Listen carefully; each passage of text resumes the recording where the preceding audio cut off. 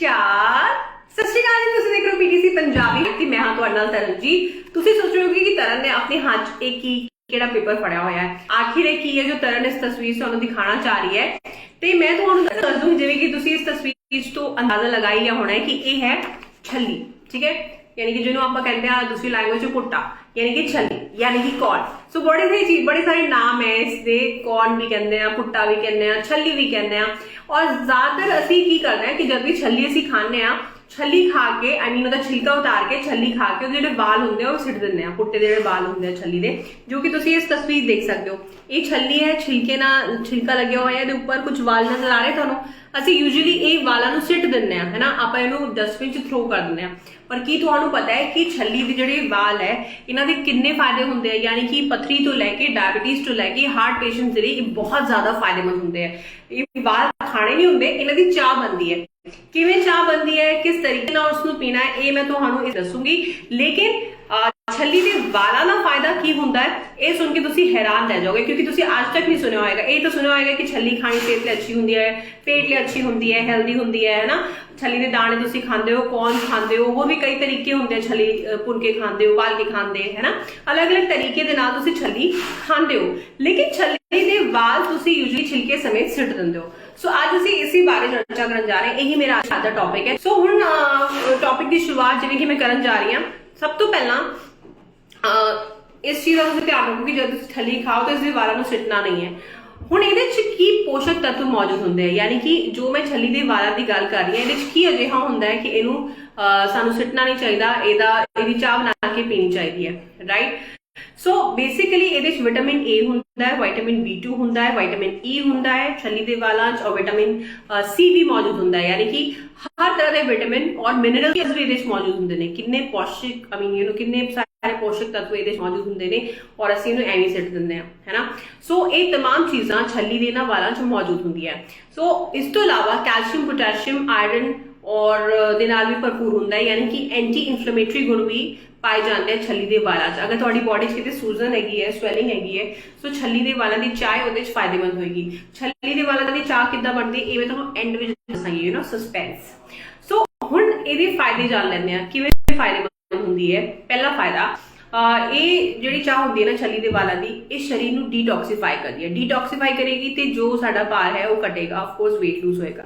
So you know ਛੱਲੀ ਦੇ ਜਿਹੜੇ ਵਾਲ ਹੁੰਦੇ ਆ ਉਹਦੀ ਚਾਹ ਬਣਾ ਕੇ ਜਦ ਅਸੀਂ ਪੀਵਾਂਗੇ ਤੇ ਕਿਉਂਕਿ ਇਹ ਫਾਈਬਰਸ ਹੁੰਦੇ, ਇਹਦੇ ਵਿੱਚ ਜੋ ਫਾਈਬਰਸ ਮੌਜੂਦ ਹੁੰਦੇ ਆ ਉਹ weight loss ਮਦਦ ਕਰਦੇ ਆ ਔਰ ਡੀਟੌਕਸੀਫਾਈ ਕਰਦੇ ਆ ਬੋਡੀ ਨੂੰ, ਠੀਕ ਹੈ। ਇਸ ਤੋਂ ਇਲਾਵਾ ਡਾਇਬੀਟੀਜ਼ ਵਿੱਚ, ਜਿਵੇਂ ਕਿ ਜਿਨ੍ਹਾਂ ਨੂੰ ਡਾਇਬੀਟੀਜ਼ ਹੈ ਉਹ ਇੱਕ ਵਾਰ ਯੂ ਨੋ ਜ਼ਰੂਰ ਛੱਲੀ ਦੀ ਚਾਹ ਪੀਓ, ਸੌਰੀ ਛੱਲੀ ਦੇ ਵਾਲਾਂ ਦੀ ਚਾਹ ਪੀਓ। ਬਿਕੋਜ਼ ਜਿਹੜੇ ਇਹ ਚਾਹ ਹੁੰਦੀ ਹੈ, ਇਹ ਚਾਹ ਕੀ ਕਰਦੀ ਹੈ, ਜਿਹੜੀ ਇਨਸੂਲਿਨ ਹੁੰਦੀ ਹੈ ਨਾ ਇਹਨੂੰ ਮੋਡੂਲੇਟ ਕਰ ਦਿੰਦੀ ਹੈ, ਔਰ ਉਸ ਤੋਂ ਬਾਅਦ ਇਨਸੂਲਿਨ ਦਾ ਫੰਕਸ਼ਨਿੰਗ ਅਗਰ ਅੱਛੀ ਹੋ ਜਾਂਦੀ ਹੈ ਤਾਂ ਤੁਹਾਡੀ ਡਾਇਬੀਟੀਜ਼ ਆਫ ਕੋਰਸ ਕੰਟਰੋਲ ਰਹੇਗੀ। ਸੋ ਇਸ ਦੇ ਚੱਲਦੇ ਜਿਹੜੇ ਲੋਕਾਂ ਨੂੰ ਡਾਇਬੀਟੀਜ਼ ਹੈ ਉਹਨਾਂ ਨੂੰ ਵੀ ਇਹ ਚਾਹ ਜ਼ਰੂਰ ਪੀਣੀ ਚਾਹੀਦੀ ਹੈ, ਓਕੇ। ਉਸ ਤੋਂ ਇਲਾਵਾ ਕਿਡਨੀ ਦੇ ਲਈ, ਕਿਡਨੀ ਐਕਚੁਅਲੀ ਜਿਹੜੀ ਛੱਲੀ ਦੇ ਵਾਲਾਂ ਦੀ ਚਾਹ ਅਸੀਂ ਪੀਂਦੇ ਹਾਂ, ਇਸ ਚਾਹ ਦੇ ਪੀਣ ਦੇ ਨਾਲ ਸਾਨੂੰ ਨਾ ਯੂਰਿਨ ਬਹੁਤ ਜ਼ਿਆਦਾ ਆਉਂਦਾ ਹੈ, you know, urine the tendency ਵੱਧ ਜਾਂਦੀ ਹੈ। ਜਦ ਯੂਰਿਨ ਦੀ ਟੈਂਡੈਂਸੀ ਵੱਧ ਜਾਂਦੀ ਹੈ ਤੇ ਕਿਡਨੀ ਦੀ ਕਲੀਨਿੰਗ ਵੀ ਹੋਏਗੀ ਆਫ ਕੋਰਸ, ਠੀਕ ਹੈ। ਸੋ ਕਿਡਨੀ ਦੀ ਕਲੀਨਿੰਗ ਹੋਏਗੀ ਤੇ ਪਥਰੀ ਦਾ ਖਤਰਾ ਵੀ ਜਿਹੜਾ ਘਟ ਜਾਏਗਾ। ਜਿਨ੍ਹਾਂ ਲੋਕਾਂ ਨੂੰ ਪਥਰੀ ਹੈ ਉਹਨਾਂ ਨੂੰ ਜ਼ਰੂਰ ਇਹ ਚਾਹ ਪੀਣੀ ਚਾਹੀਦੀ ਹੈ, ਕਿਉਂਕਿ ਜ਼ਿਆਦਾ ਪਾਣੀ ਜਦ ਨਿਕਲੇਗਾ ਬੋਡੀ 'ਚੋਂ ਉਹਦੇ ਨਾਲ ਜਿਹੜਾ ਸਟੋਨ ਹੈ ਉਹ ਵੀ ਨਿਕਲ ਜਾਏਗਾ।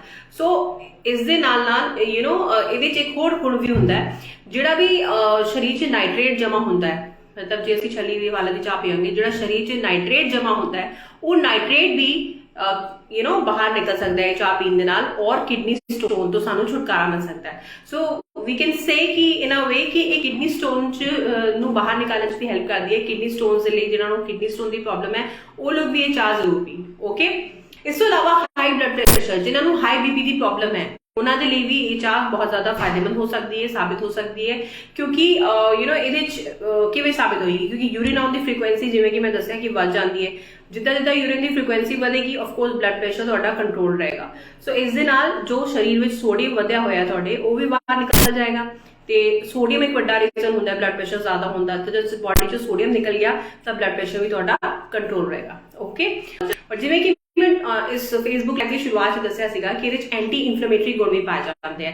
ਸੋ ਇਹਦੇ ਵਿੱਚ ਐਂਟੀ ਇਨਫਲੇਮੇਟਰੀ ਗੁਣ ਜਿਹੜੇ ਪਾਏ ਜਾਂਦੇ ਆ ਉਹ ਸੂਜਨ ਨੂੰ ਯਾਨੀ ਕਿ ਸੋਜ ਨੂੰ ਘਟਾਉਂਦੇ ਆ, ਔਰ ਇਸ ਦੇ ਨਾਲ ਨਾਲ ਡਾਇਬੀਟੀਜ਼ ਦੇ ਲਈ ਔਰ ਜਿਹੜੇ ਲੋਕਾਂ ਨੂੰ ਹਾਰਟ ਪ੍ਰੋਬਲਮ ਹੈ ਉਹਨਾਂ ਦੇ ਲਈ ਵੀ ਇਹ ਚਾਹ ਬਹੁਤ ਜ਼ਿਆਦਾ ਫਾਇਦੇਮੰਦ ਹੁੰਦੀ ਹੈ। ਹੁਣ ਆਉਂਦਾ ਹੈ ਅਸਲੀ ਟੌਪਿਕ ਤੇ ਆ ਜਾਂਦਾ ਹੈ ਕਿ ਇਹ ਚਾਹ ਬਣਦੀ ਕਿਵੇਂ ਹੈ। ਇਹ ਜਿਹੜੇ ਛੱਲੀ ਦੇ ਬਾਅਦ ਤੁਸੀਂ ਦੇਖ ਰਹੇ ਹੋ ਇਹਨਾਂ ਦੀ ਚਾਹ ਕਿੱਦਾਂ ਬਣ ਸਕਦੀ ਹੈ ਨਾ, ਇਹ ਸੋਚ ਰਹੇ ਹੋ ਨਾ। करना तुसी कुछ नहीं, ये छिलके जब तुसी सिटदे हो ना सिटना नहीं, इन्हां चों वाल कट के ना एक बर्तन च रख लो, एक गर्म पानी उबाल लो एक कंटेनर च, उस गर्म पानी नूं उबाल के ठीक है ਉਹਦੇ ਚ ਜਿਹੜੇ ਛੱਲੀ ਦੇ ਵਾਲ ਹੈ ਉਹ डाल दो। जब पानी उबल गया, पानी ਨੂੰ उबाला आ गया कंटेनर ਚ ਜਿਹੜਾ ਤੁਸੀਂ ਪਾਣੀ ਉਬਾਲਣ ਦੇ ਰੱਖਿਆ, ਉਸ ਤੋਂ ਬਾਅਦ ਉਸ ਕੰਟੇਨਰ ਦੇ ਅੰਦਰ ਤੁਸੀਂ ਛੱਲੀ ਦੇ ਵਾਲ डाल दो। ਉਸ ਤੋਂ ਬਾਅਦ 20 ਮਿੰਟ ਤੋਂ मतलब जब ये डालते 20 मिनट तक ਦੇ ਲਈ ਇਸ ਬਰਤਨ ਨੂੰ ਢੱਕ ਕੇ ਰੱਖ ਦੋ। ठीक है 20 ਮਿੰਟ ਤੱਕ ਜਦ ਤੁਸੀਂ ਢੱਕ ਕੇ ਰੱਖ ਦਿੱਤਾ, ਉਹਦੇ ਚ ਤੁਸੀਂ 20 ਮਿੰਟ ਤੋਂ ਬਾਅਦ ਇਹਦੇ ਚ ਉਬਲੇ ਪਾਣੀ ਚ ਪਾ ਦਿਓ। ਜਿਵੇਂ ਕਿ ਪਹਿਲਾਂ ਤੁਸੀਂ ਇੱਕ ਦਫੇ ਦੱਸ ਦਿੰਦੇ ਪਾਣੀ ਉਬਾਲਿਆ, ਫਿਰ ਉਸ ਤੋਂ ਬਾਅਦ ਜਦ ਉਬਾਲ ਲਿਆ ਉਸ ਤੋਂ ਬਾਅਦ ਤੁਸੀਂ ਉਸ ਕੰਟੇਨਰ ਦੇ ਅੰਦਰ ਛੱਲੀ ਦੇ ਵਾਲ ਪਾ ਦਿਓ। ਛੱਲੀ ਦੇ ਵਾਲ ਪਾ ਕੇ ਉਹਨਾਂ ਨੂੰ ਕੰਟੇਨਰ ਨੂੰ 20 ਮਿੰਟ ਲਈ ਢੱਕ ਕੇ ਰੱਖ ਦਿਓ। ਫਿਰ ਉਸ ਤੋਂ ਬਾਅਦ ਉਹਨੂੰ ਓਪਨ ਕਰਕੇ ਉਹਦੇ ਚ ਨਿੰਬੂ ਨਿਚੋੜ ਦਿਓ। ਰਾਈਟ, ਨਿੰਬੂ ਨਿਚੋੜਤਾ ਤਾਂ ਤੁਹਾਡੀ ਜਿਹੜੀ ਛੱਲੀ ਦੇ ਵਾਲਾਂ ਦੀ ਚਾਹ ਹੈ ਇਹ ਤਿਆਰ ਹੋ ਗਈ। ਉਸ ਤੋਂ ਬਾਅਦ ਤੁਸੀਂ ਇਸ ਨੂੰ ਫ੍ਰਿਜ 'ਚ ਰੱਖ ਦਿਓ। 2 ਤੋਂ 3 ਘੰਟੇ 2-3 ਦਿਨ ਤੱਕ ਤੁਸੀਂ ਇਹਨੂੰ ਇਸਤੇਮਾਲ ਕਰ ਸਕਦੇ ਹੋ। ਤੁਸੀਂ ਇਸ ਦੇ ਲਈ ਅਗਰ ਤੁਸੀਂ ਇਹਨੂੰ 2-3 ਦਿਨ ਤੱਕ ਇਸਤੇਮਾਲ ਕਰਨਾ ਹੈ ਇਸ ਬਣਾਈ ਹੋਈ ਚਾਹ ਨੂੰ, ਤਾਂ ਤੁਹਾਨੂੰ ਇਸ ਨੂੰ ਫ੍ਰਿਜ 'ਚ ਰੱਖਣਾ ਪਏਗਾ। ਸੋ ਜਦ ਵੀ ਤੁਹਾਡਾ ਇਹ ਵਾਲੀ ਚਾਹ ਪੀਣ ਦਾ ਮਨ ਕਰੇ ਤੁਸੀਂ ਪੀ ਸਕਦੇ ਹੋ, ਲੇਕਿਨ ਇਹਨੂੰ ਬਹੁਤ ਜ਼ਿਆਦਾ ਨਹੀਂ ਪੀਣਾ, ਬਿਕੋਜ਼ ਅਗਰ ਜ਼ਿਆਦਾ ਪੀਓਗੇ ਤਾਂ यूरिन ਜ਼ਿਆਦਾ ਆਏਗਾ और वीकनेस भी महसूस हो सकती है। सो इस तरीके के नाल ये चाह तुसी पी सकते हो और किन्ने सारे फायदे इस चाह दे ने ये भी मैं तुहानू दस दित्ते। लेकिन इसनू पींदे हुए तुसी कुछ सावधानियां भी वरतनियां, जिवें कि एक दिन च बार-बार नहीं पीओगे, जिवें कि मैं तुहानू दस्सिया कि सिर्फ दवाई तरह इस चाह नू पीना है। दूसरा जिहड़ी प्रेगनेंट लेडीज है उन्हां नू नहीं पीनी चाहिए चाह, उन्हां दे लई रिस्की हो सकता है। राइट, इस तो इलावा यूरिन ज्यादा आंदा है, सो बहुत ज्यादा मात्रा च नहीं पीनी चाहिए। इस तो इलावा पानी की कमी भी हो सकती है, क्योंकि बहुत ज्यादा अगर तुम इसको पियोगे तो ऑफकोर्स पानी की कमी शरीर के अंदर हो सकती है, यूरिन बार बार आएगा। सो इस दे चलते इसमें एक नैचुरल दवाई के रूप में इस्तेमाल करो, लेकिन ये नहीं कि टेस्ट के तौर पर तुम पींदे रहो।